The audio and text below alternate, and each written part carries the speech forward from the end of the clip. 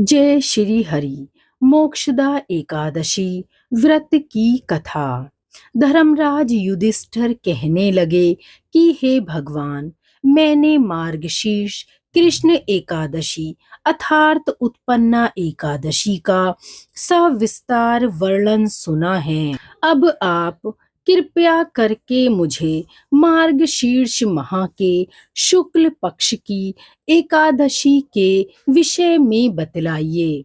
इस एकादशी का क्या नाम है तथा इसके व्रत का क्या विधान है, इसकी विधि क्या है, इसका व्रत करने से किस फल की प्राप्ति होती है, कृपया यह सब विधान पूर्वक कहिए। भगवान श्री कृष्ण बोले, मार्गशीर्ष माह के शुक्ल पक्ष में आने वाली इस एकादशी को मोक्षदा एकादशी कहा जाता है। यह व्रत मोक्ष देने वाला तथा चिंतामणि के समान सब कामनाएं पूर्ण करने वाला है, जिससे आप अपने पूर्वजों के दुखों को खत्म कर सकते हैं। इसका महात्म्य मैं तुमसे कहता हूँ, ध्यान पूर्वक सुनो। गोकुल नाम के नगर में बैखानस नामक राजा राज्य करता था। उसके राज्य में चारों वेदों के ज्ञाता ब्राह्मण रहते थे। वह राजा अपनी प्रजा का पुत्रवत पालन करता था। एक बार रात्रि में राजा ने एक स्वप्न देखा कि उसके पिता नरक में हैं। उसे बड़ा आश्चर्य हुआ। प्रातः वह विद्वान ब्राह्मणों के पास गया और अपना स्वप्न सुनाया। कहा, मैंने अपने पिता को नरक में कष्ट उठाते देखा है। उन्होंने मुझसे कहा कि हे पुत्र, मैं नरक में पड़ा हूँ, यहाँ से तुम मुझे मुक्त कराओ। जब से मैंने ये वचन सुने हैं, तब से मैं बहुत बेचैन हूँ। चित्त में बड़ी अशांति हो रही है। मुझे इस राज्य, धन, पुत्र, स्त्री, हाथी, घोड़े आदि में कुछ भी सुख प्रतीत नहीं होता। क्या करूं? राजा ने कहा, हे ब्राह्मण देवताओं, इस दुख के कारण मेरा सारा शरीर जल रहा है। आप कृपया करके कोई तप, दान, व्रत आदि ऐसा उपाय बताइए जिससे मेरे पिता को मुक्ति मिल जाए। उस पुत्र का जीवन व्यर्थ है जो अपने माता पिता का उद्धार ना कर सके। एक उत्तम पुत्र जो अपने माता पिता तथा पूर्वजों का उद्धार करता है, वह हजार मूर्ख पुत्रों से अच्छा है। जैसे एक चंद्रमा सारे जगत में प्रकाश कर देता है, परंतु हजारों तारे नहीं कर सकते।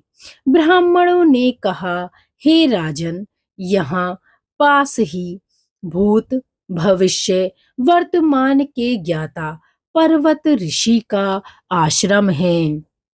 आपकी समस्या का हल वे जरूर करेंगे। ऐसा सुनकर राजा मुनि के आश्रम पर गया। उस आश्रम में अनेक शांत चित्त योगी और मुनि तपस्या कर रहे थे। उसी जगह पर्वत मुनि बैठे थे। राजा ने मुनि को साष्टांग दंडवत किया।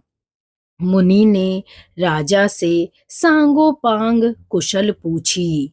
राजा ने कहा कि महाराज, आपकी कृपा से मेरे राज्य में सब कुशल है, लेकिन अकस्मात मेरे चित्त में अत्यंत अशांति होने लगी है। ऐसा सुनकर पर्वत मुनि ने आंखें बंद कीं और भूत विचारने लगे। फिर बोले, हे राजन, मैंने योग के बल से तुम्हारे पिता के कुकर्मों को जान लिया है। उन्होंने पूर्व जन्म में कामातुर होकर एक पत्नी की रति दी, किंतु सौत के कहने पर दूसरे पत्नी को ऋतुदान मांगने पर भी नहीं दिया। उसी पाप कर्म के कारण तुम्हारे पिता को नरक में जाना पड़ा। तब राजा ने कहा, इसका कोई उपाय बताइए।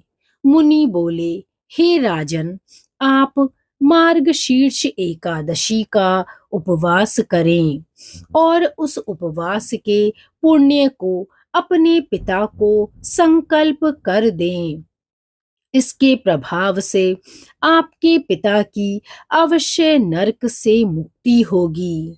मुनि के ये वचन सुनकर राजा महल में आया और मुनि के कहने अनुसार कुटुंब सहित मोक्षदा एकादशी का व्रत किया। इसके उपवास का पुण्य उसने पिता को अर्पण कर दिया।